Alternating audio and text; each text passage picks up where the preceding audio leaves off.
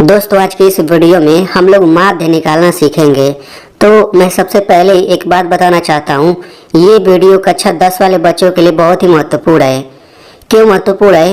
क्योंकि आपको माध्य निकालने के लिए आपके बोर्ड एग्जाम में एक क्वेश्चन कन्फर्म में आएगा। ठीक है, एक क्वेश्चन कन्फर्म में आएगा, तो आप लोग इस वीडियो को ज़रूर देखिएगा। और माध्य निकालना बहुत ही आसान है, यानी कि ये जो सारणी से माध्य निकालना है ये बहुत ही आसान है। अगर आप इस प्रश्न को समझ लेते हैं तो माध्य निकालने के लिए जितना भी ऐसे प्रश्न पूछा जाएगा आप उन सभी को आराम से लगा सकते हैं। ठीक है, बस संख्या अलग रहेगा। ठीक है ना। तो चलिए हम लोग इस सवाल को लगाने से पहले हम लोग कुछ बेसिक समझ लेते हैं, माध्य का सूत्र भी देख लेते हैं, उसके बाद हम लोग इस सवाल को लगाएंगे। चलिए, तो यहाँ पर देखिए, माध्य बोला जाए या समांतर माध्य बोला जाए, दोनों एक ही चीज़ है। माध्य बोला जाए या समांतर माध्य, दोनों एक ही चीज़ है। यानी कि आपको माध्य बोले निकालने के लिए या फिर समांतर माध्य बोले निकालने के लिए हम दोनों में से कोई निकालेंगे, दोनों एक ही चीज़ है।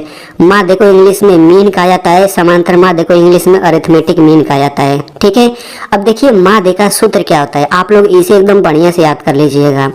माध्य का सूत्र होता है सिग्मा एफ एक्स बटे सिग्मा एफ। ठीक है ना, माध्य का सूत्र होता है सिग्मा एफ एक्स बटे सिग्मा एफ, ये सिग्मा होता है। अब जब हम सवाल लगाएंगे तो सिग्मा का मतलब आपको और अच्छे से समझ आ जाएगा। ठीक है, एफ एक्स भी समझ जाएंगे आप। अब देखिए सिग्मा जो होता है ना, सिग्मा का मतलब होता है योग या फिर जोड़। ठीक है, सिग्मा का मतलब होता है योग या फिर जोड़।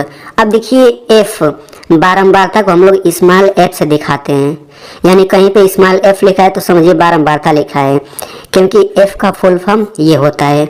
तो चलिए अब हम लोग यहाँ पे सवाल लगाना स्टार्ट करते हैं। तो यहाँ पे सवाल लगाने से पहले सबसे पहले हम लोग ये जान लेते हैं कि आपसे सवाल कैसे पूछा जाता है। तो देखिए आपको ऐसे इस सारणी दे दिया जाएगा और ऊपर आपसे पूछा जाएगा कि निम्न सारणी से माध्य ज्ञात कीजिए। यहाँ पे माध्य भी लिख सकता है या समांतर माध्य भी लिख सकता है। ठीक है ना। तो इस सारणी में कैसे लिखा रहेगा, इस सारणी में ऊपर दो दो संख्या एक साथ लिखा रहेगा, नीचे एक एक संख्या रहेगा। यहाँ पे कुछ भी लिख सकता है, जैसे यहाँ पे वर्ग अंतराल लिखा है, यहाँ पे बारंबारता। किसी किसी सवाल में हो सकता है कि यहाँ पर लिख दे प्राप्तांक और यहाँ पे विद्यार्थियों की संख्या, यहाँ पे कुछ भी लिखे, हमेशा ऊपर दो दो संख्या रहेगा, नीचे एक एक संख्या रहेगा। ठीक है, तो आपसे ऐसे ही सवाल पूछा जाएगा। तो इसको लगाना कैसे होता है, इसको लगाने के लिए हमें सबसे पहले सारणी बनाना होता है। ठीक है, तो हम सारणी कुछ ऐसे बनाएंगे, मैं आपको बता देता हूँ कैसे बनाएंगे। देखिए ये वर्ग अंतराल है ना, तो हम यहाँ पे वर्ग अंतराल लिखेंगे और वर्ग अंतराल के लाइन में ये सब जितनी संख्याएं हैं, दो दो संख्या एक साथ, उनको हम नीचे लिखते जाएंगे ऐसे क्रम से। फिर बारंबारता यहाँ पे लिखा है तो यहाँ बारंबारता लिखेंगे। ये सब लाइन में ये सब जो लिखा हुआ है इन सबको हम नीचे लिख लेंगे। ठीक है, तो अभी जो आपको ये दिख रहा है, अभी तो मैंने ये प्रश्न ही वाला उतारा है। ठीक है, प्रश्न से कुछ भी अलग नहीं है, तो आपको इतना उतार लेना है। और देखिए एक खाना ये हो गया, दूसरा खाना ये हो गया और तीसरा खाना ये नीचे हो गया, इतना आपको एक्स्ट्रा बना लेना है। ठीक है, तो अभी तो मैंने जितना प्रश्न में लिखा है बिल्कुल उतना ही लिखा है, तो इतना तो आप लिख लेंगे। इसके बाद आपको एकदम अच्छे से अब आपको समझना है। ठीक है, काफ़ी आसान क्वेश्चन है, केवल एक समझ लीजिए, आराम से सभी क्वेश्चन लगा लेंगे। तो देखिए इतना लिखने के बाद यहाँ पे ये बारंबारता होता है, तो यहाँ पे हम स्मॉल एफ से इसको दिखा देंगे। ठीक है ना, स्मॉल एफ लिख लेंगे। हमेशा याद रखिएगा ये दो दो संख्या होता है, ये एक एक संख्या, जो एक एक संख्या लिखा रहता है यही आपका एफ होता है। तो यहाँ पे बारंबारता लिखा रहे या विद्यार्थी की संख्या लिखा रहे, कुछ भी लिखा रहे, हमेशा इसको आप एफ लिख लेंगे। एफ लिखना बहुत ही ज़रूरी है। अब एफ लिखने के बाद अब मैं आपको बताता हूँ। देखिए सूत्र में एक्स होता है, तो यहाँ से तो एफ निकलेगा, अब हमें एक्स भी निकालना पड़ता है। ठीक है, तो हम यहाँ पे एक्स लिख लेते हैं यहाँ पे। ठीक है ना, अब यहाँ पे एक्स निकालेंगे तो एक्स कहाँ से निकलेगा, देखिए ये जो वर्ग अंतराल है यहाँ पे जो दो दो संख्या है ना, इन्हीं को जोड़ के बटा दो करना है, जो आएगा वही एक्स लिखना है। मैं अभी आपको समझाता हूँ। देखिए यहाँ पे 0 10 है ना, तो इनको ऐसे कर लीजिए, 0 + 10 दोनों को जोड़ लीजिए और बटा 2 करिए, इसी को हल करिए, जो आएगा वही तो यहाँ लिखना रहता है। तो 0 और 10 जोड़ेंगे तो ये 10 ही होगा, बटा 2। अब 2 से 10 में भाग करिए तो ये हो जाएगा 5, यानी कि वही 5 यहाँ पे लिख दीजिए। ठीक है, बिल्कुल उसी तरह से यहाँ पे 10 और 20 है, तो 10 20 दोनों संख्या है, तो 10 और 20 को जोड़ लीजिए, बटा 2।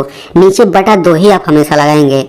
अब ऊपर जोड़िए तो 10 और 20 जोड़ेंगे, ये हो जाएगा 30 और ये हो जाएगा बटा 2। अब देखिए 2 से 30 में भाग करेंगे, चाहे काट भी सकते हैं, तो 2 1 हम 2, यहाँ पे 1 बचेगा, 2 5 10, ये हो जाएगा 15। तो बस यहाँ पे आप 15 लिख लीजिए। ठीक है, वैसे 20 और 30 को जोड़ करके बटा 2 करेंगे तो ये आपका आ जाएगा 25। तो मैं आपको बताना चाहता हूँ ये जो x निकल रहा है, पहला तरीका आपको क्या दिख रहा है, पहला तरीका मैं आपको जो बता रहा हूँ, इनको जोड़ के बटा 2 कर रहे हैं तो ये 5 आया, इनको जोड़ के बटा 2 कर रहे हैं तो 15 आया। भाई यही तरीका नहीं है ये x निकालने का। एक दूसरा भी तरीका मैं आपको बताता हूँ जो कि एकदम सिंपल है। आपको क्या करना है, देखिए इन दोनों के एकदम बीच में जो संख्या आता है ना वही x आएगा। तो 0 और 10 के बीच में क्या आता है, 5 आता है। ठीक है, बीच मतलब एकदम बीचों बीच की बात कर रहे हैं। अब देखिए 10 और 20 के बीच में क्या आएगा, 15। अरे भाई 10 और 20 के बीच में 15 ही तो आएगा, तो 15 लिख लीजिए। ठीक है, 20 और 30 के बीच में क्या आएगा, 25 आ जाएगा। 30 और 40 के बीच में क्या आएगा, 35 आ जाएगा। ठीक है ना। अगर आप इनको जोड़ करके बटा 2 करेंगे ना तो यही आएगा, कुछ भी अलग आने वाला नहीं है। 40 और 50 को मतलब जोड़ के बटा 2 करेंगे तो ये आपका आ जाएगा 45, क्योंकि 40 और 50 के बीच में 45 होता है। तो सिंपल जो ये x आ रहा है इन दोनों के बीच वाला जो रहेगा वही लिख लेना है। ठीक है, क्योंकि जोड़ के बटा 2 करेंगे तो यही आने वाला है। इतना हो गया। अब हमें fx निकालना पड़ता है, तो हम यहाँ पे लिख लेते हैं f इंटू एक्स। ठीक है, fx का मतलब हो गया f इंटू एक्स। ये आपको प्रश्न लगाते समय नहीं लिखना है, ये रफ में करना है, केवल प्रश्न लगाते समय कॉपी में यही लिखना है। ठीक है ना। तो ये हम fx निकालते हैं तो f गुणा x। अब देखिए ये f वाले के नीचे ये सब f लिखा हुआ है और ये x वाले के नीचे सब x लिखा हुआ है। तो हम f और x का गुणा करते हैं तो 3 और 5 का गुणा करेंगे तो ये हो जाएगा 15। 10 और 15 का गुणा करेंगे तो ये आपका हो जाएगा 150 हो जाएगा। अब 11 और 25 का गुणा करेंगे तो 11 और 25 का गुणा करेंगे तो ये आपका आ जाएगा 275। आप गुणा करके देख लीजिएगा। 9 और 35 का गुणा करेंगे तो ये आपका हो जाएगा 315। 7 और 45 का गुणा करेंगे तो ये भी 315 ही आएगा। ठीक है, अब गुणा कर लेने के बाद देखिए, गुणा कर लेने के बाद हमें देखिए सूत्र जो होता है, सूत्र में fx हमें चाहिए और f चाहिए, यानी कि ये आपका fx है, ये आपका f है, हमें इन्हीं दोनों की ज़रूरत है। ठीक है ना।